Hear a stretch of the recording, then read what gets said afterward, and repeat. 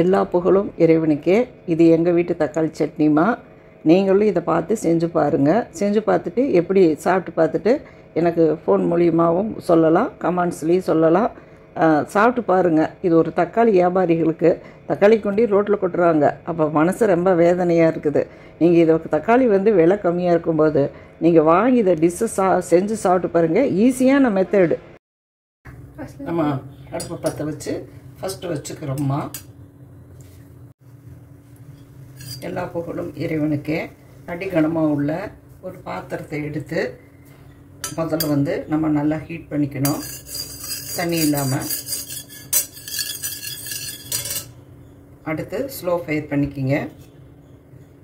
இப்போ அதில் நம்ம ஆயில் ஊற்றிக்கிறோம். உங்களுக்கு தேவையானது ஊற்றினா போதும், நிறைய ஊற்றணுங்கிறது இல்லைம்மா. இது குழந்தையிலிருந்து பெரியவங்க வரையிலும் சாப்பிடக்கூடியது. இது சாப்பாட்டுக்கு, தோசைக்கு, இட்லிக்கு, சப்பாத்திக்கு, தயிர் சாப்பாட்டுக்கு, இந்த மாதிரி எதுக்குமே சைட் டிஷ்ஷாகவும் மெயின் டிஷ்ஷாகவும் நம்ம பெரட்டி சாப்பிட்லாம். இது ரொம்ப நல்லாயிருக்கும். 4-5 பொருளை வச்சு குயிக்காக ஹெல்த்தியாக பண்ணக்கூடிய ஒரு டிஷ்மா இது. இப்போ எண்ணெய் காஞ்சி வருது. இந்த ஸ்டேஜில்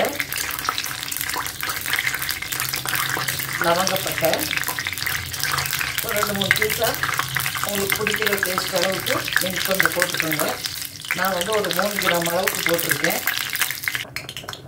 இப்போ ஒரு 5 கிராம் கடுகு நான் போட்டுக்கணுமா. அதே போல் உளுந்து ஒரு 5 கிராம் போட்டுக்கிறேன்.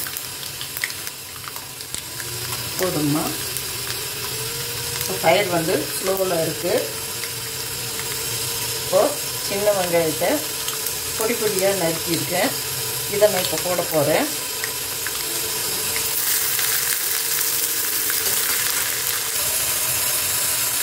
பாருங்கள், போடுறேன். இது கலக்கி கொடுத்தாச்சுமா. எல்லாம் வெங்காயம் கண்ணாடி பதமாகிடுச்சு. உளுந்து போட்ட உளுந்தெல்லாம் பொன்னிறமாக வெந்து வந்திருக்குது.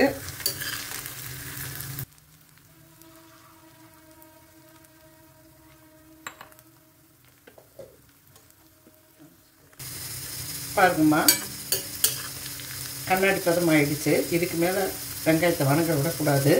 இப்போ ஒரு 10 கிராம் பச்சை மிளகாய் எடுத்து மிக்சியில் போட்டு கொஞ்சம் அதோட தண்ணி ஊற்றி நல்லா நான் அரைச்சிருக்கேன். இப்போ இதை ஊற்ற போகிறேன்.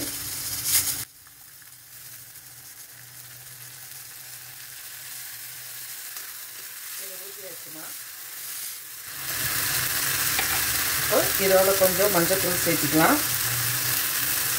ஒரு 3 கிராம் இருக்கும். இப்போ இந்த இடத்துல மெயினாக போட போகிறது உப்பு தான். இது ஒரு 8 கிராம். எனக்கு தேவையானது 8 கிராம். நீங்கள் சாப்பிட்டு பார்த்துட்டு உங்களுக்கு எப்படி வேணுமோ அப்படி நீங்கள் எடுத்துக்கலாம்.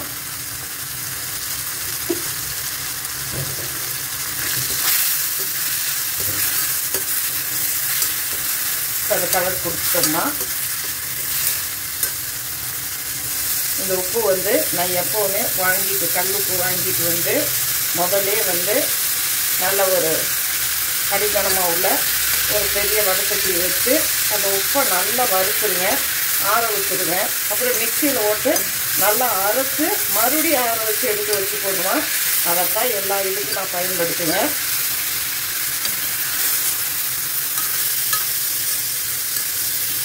நம்ம பவுடராக இருக்கும்போது சட்டுன்னு ஒரு டிஷ்ஷுக்கு பத்தாமல் போனால் கூட நம்ம எடுத்து உடனே பயன்படுத்திக்கலாம். கல்லுப்பை பக்குவப்படுத்துகிற முறையும் அதுதாம்மா. எப்போவுமே கல்லுப்பை வாங்கி பயன்படுத்துங்க.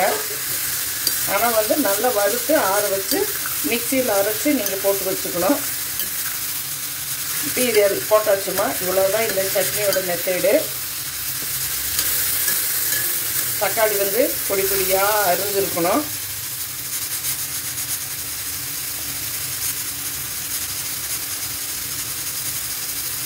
இந்த தக்காளி 600 கிராம் தக்காளி, வெங்காயம் ஒரு 150 கிராம் அந்த இதை போட்டிருக்கேன். பச்சை மிளகா ஒரு 10 கிராம் போட்டிருக்கேன். இவ்வளோதாம்மா. இதை வந்து நம்ம ஃபயரை ஸ்லோ பண்ணிவிட்டு நம்ம மூடி வச்சிடலாம். கொஞ்சம் நேரம் கழித்து பார்க்கலாம்மா. இப்போ இந்த லிட்டை போட்டு மூடி வச்சிடலாம்மா.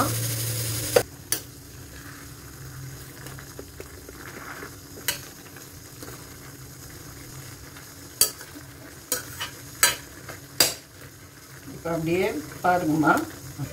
அதே தக்காளி வந்து ஸ்லோ ஃபயரில் வச்சதுனால, உப்பு முதல்லையே போட்டதுனால இந்த தண்ணி வந்து தக்காளியிலிருந்து வெளியே வந்துடுச்சு.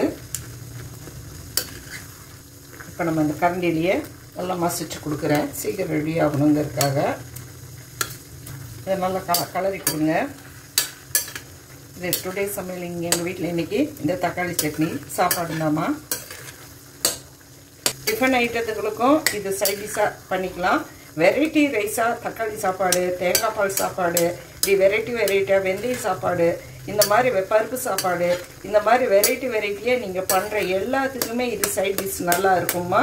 இது கடைசியாக நான் என்ன மெடிசினல் வேல்யூஸ்னால் நான் பண்ண போகிறேன்னு நீங்கள் பாருங்கள். இது வரைக்கும் அந்த மாதிரி யாராவது ட்ரை பண்ணியிருந்தா அதுவும் நீங்கள் சொல்லுங்கள். நாங்கள் இப்படி பண்ணியிருக்கோம்மா அப்படின்னு சொல்லுங்கள். ஹெல்த்து தான் முக்கியம். இதில் எண்ணெய் அதிகம் கிடையாது. வேணுன்னா நீங்கள் இதுக்கும் கூட கம்மியாக கூட போட்டு செய்யலாம். இந்த தக்காளி வெந்து வர்றதே அதோட தண்ணியிலிருந்து தான். நம்ம தண்ணியை எக்ஸ்ட்ரா ஆட் பண்ணுறது கிடையாது. ஸ்லோ ஃபயரில் குயிக்காக வந்து தக்காளி மட்டும் பொடி பொடியாக நல்லா கட் பண்ணியிருக்கணும். வெங்காயமும் பல்லில் தட்டுப்படாமல் பொடி பொடியாக கட் பண்ணியிருக்கணும். இல்லை கருவேப்பிலையெல்லாம் நான் சேர்த்தலை. இந்த இடத்துல நீங்கள் உப்பு செக் பண்ணிக்கோங்க. உங்களுக்கு தகுந்த மாதிரி, ப்ரெஷர் இருக்கிறவங்களாம் உங்களுக்கு தகுந்த மாதிரி உப்பை கம்மி பண்ணி போட்டுக்கோங்கம்மா. இந்த தக்காளியோட டேஸ்ட்டே நல்லா சாப்பிட வைக்கும் உங்களையே. நாங்கள் எனக்கு 10 நான் போட்டிருக்கேன். போதுமா? இப்போ தக்காளி வந்து கீழே ஒரு மாதிரி அடிப்பிடிக்கிற மாதிரிக்கு ஒரு ஸ்மெல் வரும். அந்த ஸ்டேஜ் தான் நம்ம இறக்க போகிற ஸ்டேஜ். அதுக்கு மேலே நம்ம வணக்கக்கூடாதுன்னு அர்த்தம். நல்லா வெந்து வந்துடுச்சுமா, போதும், நம்ம இறக்கிக்கலாம். உங்கள் வீட்டில் பொட்டேட்டோ மாஸ் இருந்துச்சுன்னா அதில் கூட நீங்கள் அமுத்தி விடலாம். எங்ககிட்ட அது இல்லை, வேறு மாதிரி இதுதான் இருக்குது. அதை வச்சு இதை செஞ்சு காமிக்க வேணாம் அப்படிங்கிறதுனால நான் கரண்டிலேயே உங்களுக்கு நான் கலரி ஈஸியாக காமிச்சிட்டேன். போதும்மா.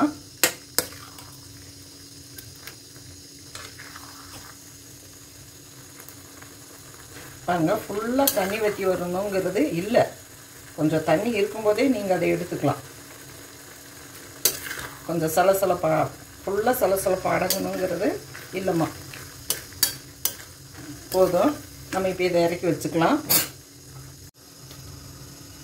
இந்த குழிக்கரண்டி இல்லாத வீடு இருக்காது. இந்த குழிக்கரண்டி எடுத்துக்கோங்க. இதை நல்லா காய வைங்க. இது நல்லா காஞ்சு வந்துடுச்சு. இப்போ அடுப்பு ஆஃப் பண்ணிடுங்க. இப்போ கொஞ்சமாக இதில் எண்ணெய் ஊற்றிக்கலாம். இப்போ இதில் கஸ்தூரி மேத்தி இதை போட போகிறேன். இது வந்து வெயிட்டுக்கு வந்து ஒரு 3 கிராம் இருக்கும். ஆனால் இது க்ரீனரியாக இருக்கும்போது இது குறைஞ்சது வந்து ஒரு 30 கிராம் காய வச்சா தான் உங்களுக்கு 3 கிராம் கிடைக்கும். அப்போ இது ஹெல்த்து தானே. இதை வந்து நம்ம இப்போ போட்டுக்கலாம் தாளிப்புக்கு. இந்த வெந்தயக்கீரையை நாங்கள் வாங்கி கழுவி நிழலில் உணர்த்தி நாங்கள் ரெடி பண்ணி எங்களுக்கான தேவைக்காக வச்சுக்கோமா. உங்களுக்கு தெரியணுங்கிறதுக்காக இந்த கஸ்தூரி மேத்தி மார்க்கெட்டில் கிடைக்கிது. அதனால் உங்களுக்கு இந்த பேக்கெட் வாங்கி உங்கள்கிட்ட காமிச்சிருக்கோம். இது சரியான ஹெல்த் பெனிஃபிட் இருக்குது. இது நல்லாவும் இருக்குது. இது பிராண்டு ப்ரொமோஷன்லாம் கிடையாது. உங்களுக்கு தெரிவிக்கணும் அப்படிங்கிறதுக்காக தான் இது வாங்கி வச்சு காமிச்சிருக்கிறேன்மா. நீங்களும் வாங்கி எல்லா டிஷ்லையும் பயன்படுத்தி பாருங்கள். ரொம்ப இது வெந்து வந்துச்சுன்னா கசப்பு கிடைக்கும். அதனால் வந்து கொஞ்சம் அந்த கரண்டியை காய வச்சுட்டு போட்டு, இது உங்களுக்கு சுகர் பேஷண்ட்டாக இருந்தீங்கன்னா இதை வந்து நீங்கள் அடிக்கிற தடவை வந்து இந்த மாதிரி வீட்டில் செஞ்சு கொடுக்க சொல்லி சாப்பிடுங்க. இப்போ இந்த தாளிப்பை இந்த தக்காளி சட்னி மேலே ஊற்ற போகிறேன். பாருங்கள், நல்லா பொன்னிறமாக வந்துருக்குது. இப்போ ஊற்றுறேன்.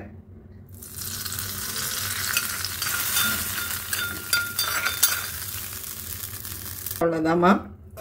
நமக்கு தகுந்த ஒரு இது வந்து கிடச்சிருச்சு.